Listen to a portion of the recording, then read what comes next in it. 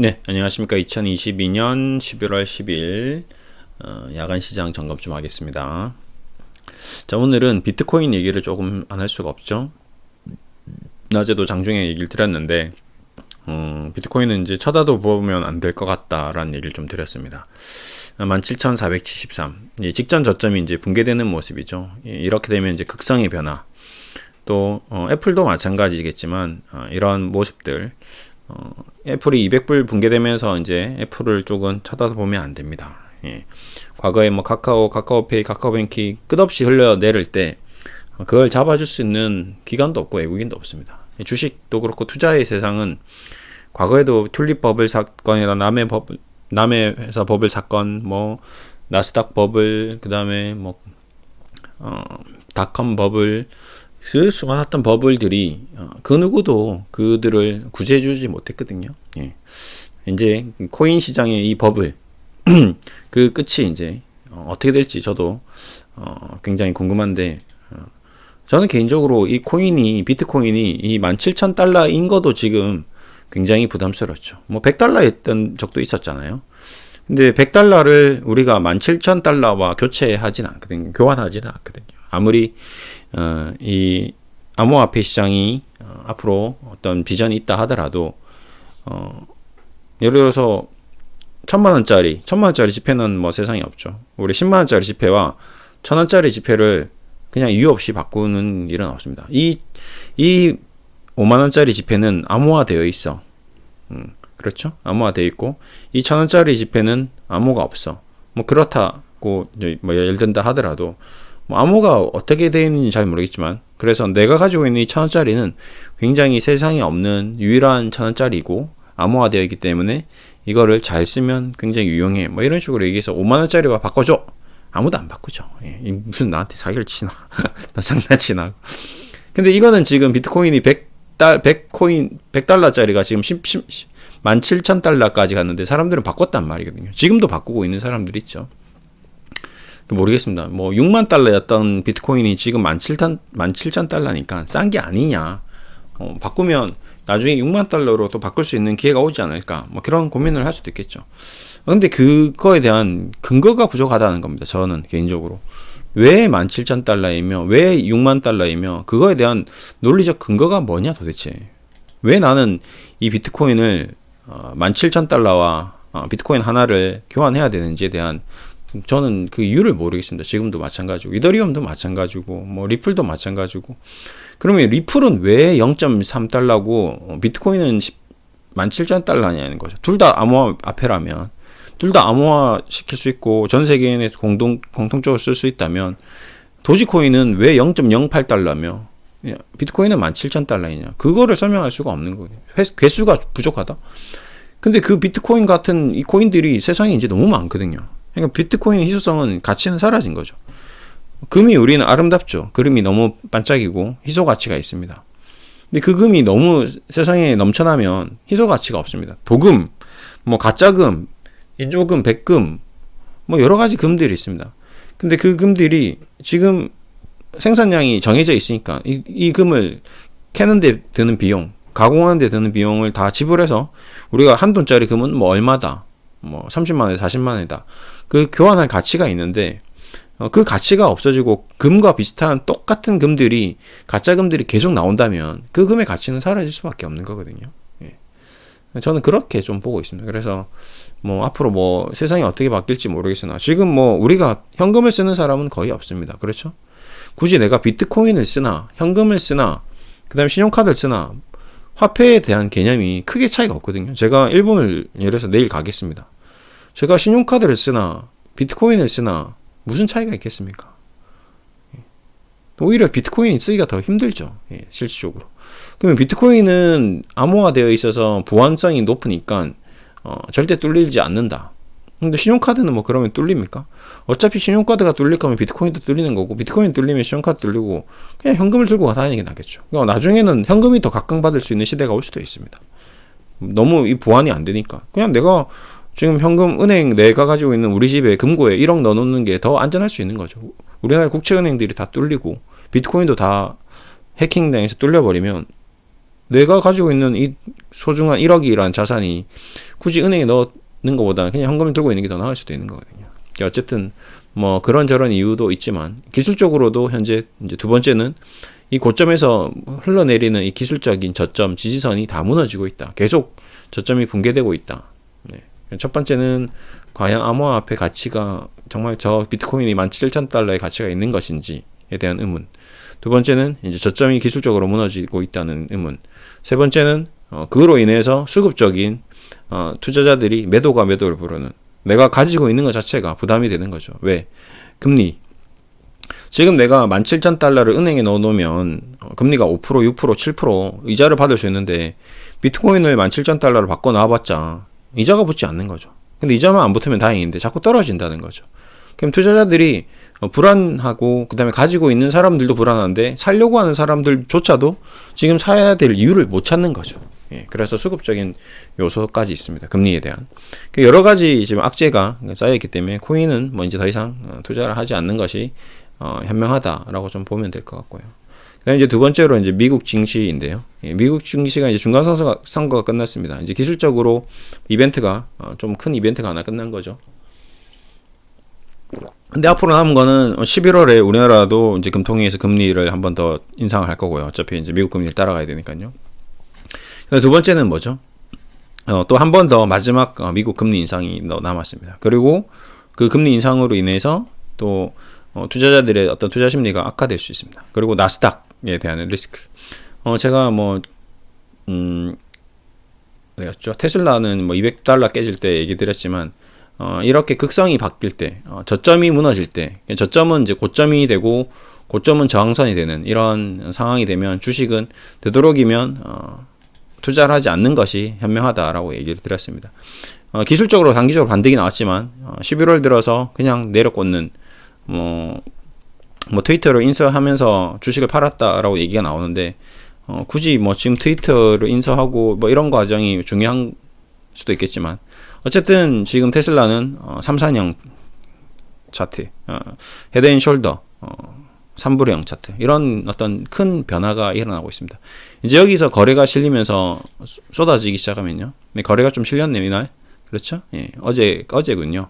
어제 좀 거래가 실렸습니다. 이런 거래량이 터지면서 장대 음봉이 나오면 이제 앞으로 좀 추가적인 더 급락이 나올 수도 있다. 100달러 쪽으로 또 갈 수 있는 굉장히 최소한 150달러 정도는 가지 않겠는가 생각이 되고요. 그러니까 저번에도 얘기 드렸지만 테슬라를 보유하고 있으신 분들은 오히려 정리해서 현금화 시켜서 지금 $1 환율이 높았을 때 지금 1,300원일 때로 바꿔가지고 손실을 해지하는 것이 현명하지 않을까라는 생각의 기조가 바뀌지 않고 있습니다. 계속 꾸준하고요. 두 번째 조심해야 될 게 이제 애플입니다. 예, 그 다음에 이제 조심해야 될 게 지금 애플이 이제 테슬라 조짐이 좀 나오고 있죠. 자, 경기 침체가 되면 결국 어쩔 수 없이 애플의 스마트폰 사용 양도 매출도 줄어들 수밖에 없습니다. 왜 그럴까요?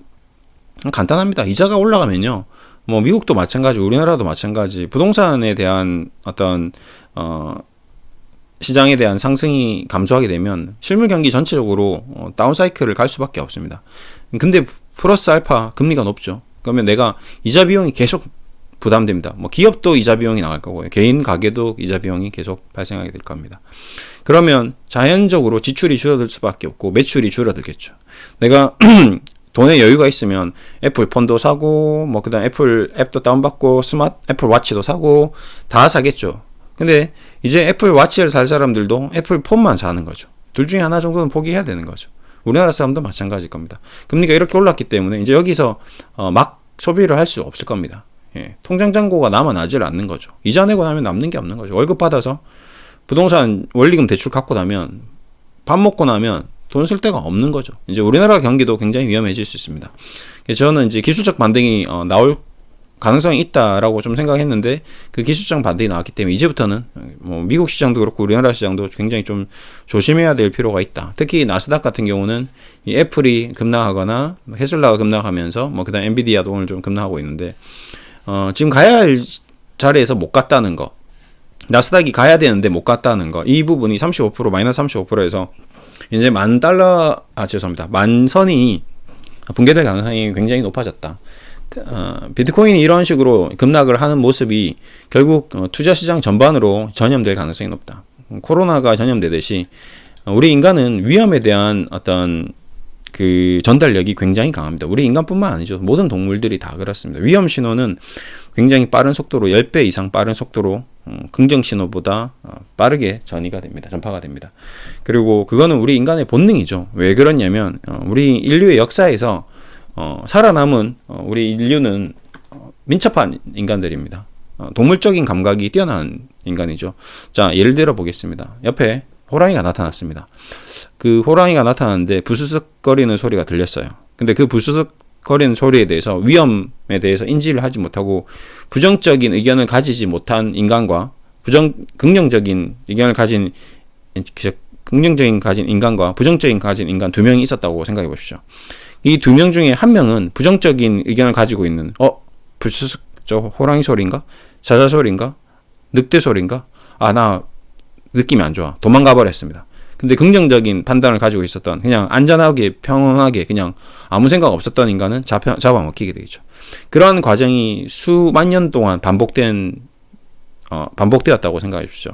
사피엔스, 우리 호모 사피엔스, 오스트랄로피테쿠스 때부터 그 수많은 인류들이 계속 동물들이 뭔가 그런 과정에서 몇만 명씩 살아남은 DNA가 유전되었다는 거거든요. 그래서 우리 인간은 기본적으로 무슨 일이 생기면 부정적인 생각을 가질 수밖에 없습니다. 그건 여러분도 마찬가지고 저도 마찬가지죠. 지금 비트코인이 급락하는 모습을 보고 위험한데? 라고 생각하고 주가가 하락하는 것을 보고 투자하지 않는 이유는 이런 우리 뼛속까지 있는 이 부정적인 어떤 이 DNA가 뼛속 깊숙이 살속 깊숙이 단백질 깊숙이 박혀있기 때문에 그렇습니다. 본능이라는 거죠. 우리가 배가 고픈 것도 본능이지만 위험한 걸 인지하는 것도 본능이죠. 우리 인간이 오늘도 마찬가지 굳이 제가 배고플 거야. 저의 의지로 배고픈 게 아니죠. 시간이 되면 배꼽 시계가 울리듯이 아침 9시에 배가 고프고 12시에 배가 고프고 저녁 7시가 되면 배가 고픕니다. 왜? 우리 스스로 몸이 그 DNA 속에서 그 기억 장치에서 살아남을 에너지를 계속 저장해야 되기 때문에 그런 거죠. 지금도 마찬가지입니다. 우리가 투자를 하면서 먹고 살아야 되는 이 과정에서 주식이든 부동산이든 비트코인이든 뭔가 위험한 신호가 나오면 본능적으로 우리는 그 위험에 도전하지 않는 그런 습성이 타고나 있습니다. 근데 그거를 이겨내고 하는 의지가 강하고 뭔가 새로운 굉장히 엄청난 로직이나 어떤 이론으로 투자를 하는 사람들도 있긴 합니다. 그런 사람들도 있긴 하죠. 하지만 대다수의 사람들이 그렇게 하지 않습니다. 80% 이상의 사람들은요. 그렇기 때문에 주식시장이 약세장이 되면 끊임없는 하락을 하는 이유 중에 하나도 그런 영향이 있다라고 좀 보시면 돼요. 이거는 이제 다양한 제가 최근에 읽었던 이제 동물학 관련된 서적이라든지 그다음에 우리 심리학 관련된 책에 나왔던 그런 내용들을 종합적으로 분석해 보니 그런 경향이 주식시장에서 미치는 영향으로 나타났구나라는 생각을 많이 하다 보니 이렇게 된 겁니다. 그렇기 때문에 이제 이런 지금 시그널들이 앞으로 위험 신호가 계속 전달돼서 미국에 있는 나스닥에 있는 위험 신호가 우리 한국 시장 코스닥으로 전달될 수 있고요. 한국의 코스닥의 전달 신호가 또 개인 투자자에게 전달되고 그 개인 투자자에 전달된 게 또 사람들에게 입에서 입으로 전달되고 이런 과정이 계속 반복되면서 시장이 약세를 거듭할 가능성이 굉장히 높아지고 있다. 그리고 결국 그 중에 가장 큰 흐름은 금리다. 금리가 돈의 흐름이 바뀌면서 돈의 큰 물줄기가 계속 바뀌기 때문에 그렇다. 그런 얘기를 좀 계속 드리고 싶고요. 그래서 우리는 그 돈의 물줄기를 정확하게 흐름을 위에서 아래로 흘러가는지 밑에서 위로 올라가는지에 대해서 정확하게 파악을 하고 어떤 투자를 하든 그 결정을 내리는데 최대한 참고를 해야 됩니다. 코인, 주식, 부동산 모든 것들이 마찬가지죠. 지금 우리가 10억 빚을 내서 부동산을 투자하겠다라고 생각하는 사람은 대부분 없을 겁니다. 아무리 좋은 물건이 있더라 하더라도. 왜? 그 10억의 아파트를 내가 지금 10억의 원금과 10억의 이자를 대출을 받아서 20억으로 투자를 했을 때 그 물건이 20억짜리가 40억이 된다면 상관이 없겠죠. 근데 그 10억의 대출에 대한 이자가 지금 8%, 9%, 10% 가까이 된다고 생각해 보십시오. 그럼 1년에 1억씩 이자를 내야 되는데 내가 그 이자를 어떻게 감당을 합니까? 예. 1억씩 10년만 하면 10억 원금이 다 날아가는데요. 지금 주택담보대출의 금리가 뭐 7%, 8%, 9%, 10% 된다면 그 원금과 이자를 갚을 수는 있을까요? 어떤 식으로 제가 그 아파트를 사서 어떻게 갚아나갈까요? 내가 월급쟁이라고 생각하면. 그럼 일반 대부분의 급여 생활자들이 연봉이 1억이 넘는 사람이 대한민국에 과연 몇 명이 될까요? 그 대한민국이 1억이 연봉을 넘는다 치더라도 내가 1억이 연봉인데 그 대출을 10억씩 받아서 강남의 아파트를 산다는 거는 무리겠죠. 그러면 강남의 아파트는 버틸 수가 없는 겁니다. 지금 있는 아파트야 뭐 가격이 올라서 그렇다고 하겠지만 지금 신규 분양되는 아파트들은 어떨까요? 힘들겠죠. 근데 강남조차도 그런데 강남이 아닌 인천이라든지 뭐 강서, 강북, 뭐 전혀 변두리, 경기도 외딴 곳에 아파트를 지어서 10억이라고 분양을 하면 그 분양을 받을 수 있는 사람들이 몇이나 될까요? 이 높은 금리. 그러니까 문제는 이 금리가 부동산 시장을 이렇게 한번 휘청거리게 해버리면 그 이후에 나타날 수 있는 그 도미노 현상, 그 부가적인 현상들이 너무나도 크다는 겁니다. 그게 앞으로 주식시장, 실물 경제시장, 우리 개인의 삶까지 굉장히 밀접하게 영향을 미칠 거다. 그렇게 되면 그 이후에 정말 큰 위험 리스크가 또 도사릴 수 있다. 그래서 앞으로 주식시장이 지금 기술적 반등은 매우 다행스러우나 지금 이러한 기술적 반등을 이용해서 충분히 현금화를 시켜야 될 필요가 있다라고 생각하고 있고요. 뭐 여러분들도 뭐 그런 부분에 동의를 하시는 분들은 또 다시 현금화를 시켜야 될 것 같고 저는 뭐 그 부분이 제 개인적인 생각이고 여러분이 참고하시면 좀 도움이 된다면 좋을 것 같습니다.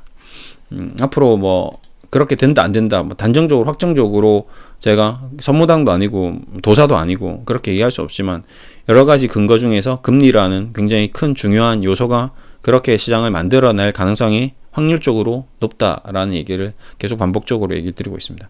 저는 우려되는 게 올해보다 내년이 다시 좀 더 힘들어질 수도 있겠다라는 생각을 조금씩 더 하고 있습니다. 올해 하고 마무리하고 내년 정도 되면 반등이 좀 나오지 않겠는가 생각했는데 의외로 내년이 더 힘들어질 수도 있겠다라는 생각을 좀 더 많이 하고 있습니다. 지금 왜 그러냐면 금리가 너무 급격하게 계속 올라가기 때문에 좀 그런 부분이 있습니다.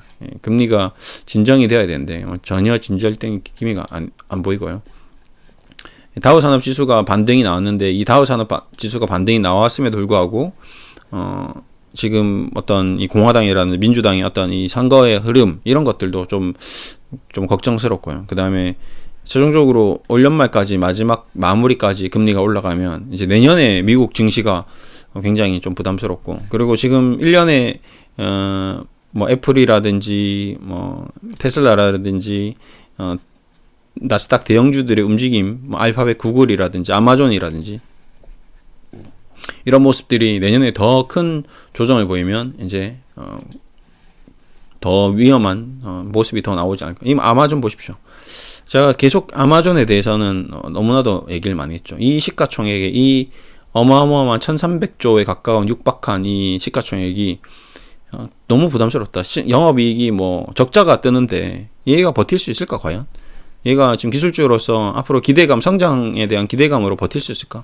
저는 그렇게 버티기 쉽진 않을 것 같다라고 좀 생각하고 있습니다. 얘가 아마 카카오나 카카오뱅크, 카카오페이에서 나왔던 그런 끔찍한 마이너스 70%, 80%가 나오는 그런 모습을 연출할 가능성이 가장 높은 종목 중에 하나가 저는 아마존이라고 저는 좀 생각하고 있습니다. 네, 구글은 그래도 좀 덜 할 것 같고요. 마이크로소프트는 이제 어떻게 될지 모르겠지만 좀 그래도 가지고 있는 그 소프트웨어가 워낙 독점적인 부분이 있고 그 다음에 실적 부분도 좀 있지만 그래도 제가 생각하는 이 팡 기업들 지금은 망이죠. 우리 한국말로 말하면 이제 망했다 할 때 망으로 바뀌었습니다. 왜 그러냐 메타로 이름이 바뀌었기 때문에. 그래서 저는 상당히 부담스럽고 엔비디아가 이미 망의 첫 번째 M 메타는 마이너스 70%입니다. 그래서 애플, 마이크로소프트, 알파벳, 구글, 아마존도 지금 시가총액 대비 이 엄청난 1000조가 넘는 이 시가총액에서 영업이익이 100조, 200조, 300조 때 저는 버티기 힘들지 않을까. 여기서 만약에 경기 침체가 오고 실적이 악화되고 내년 1분기까지 계속 꺾이면 그때는 우리나라 주시장도 굉장히 큰 한번 파고가 오지 않을까 좀 그렇게 생각하고 있습니다. 저는 지금 시장에 대해서 좀 많이 부정적인 생각을 좀 가지고 있고요. 여러분들도 뭐 애플도 오늘 죄송합니다. 월트 디즈니도 이런 대형 기업들이 이렇게 10%씩 툭툭 떨어지는 모습들을 봤을 때 좀 만만치 않다. 그런 생각을 계속 하게 됩니다. 앞으로 좀 더 신중하게 투자를 해야 되고 이제 또 다시 시장에 대해서 스탠스를 굉장히 두 발짝 물러서서 좀 지켜보는 그런 의견을 계속 제시하면서 여러분들과 함께 리스크 관리의 중요성을 강조하도록 하겠습니다. 오늘은 이렇게 마무리해 드릴게요. 감사합니다.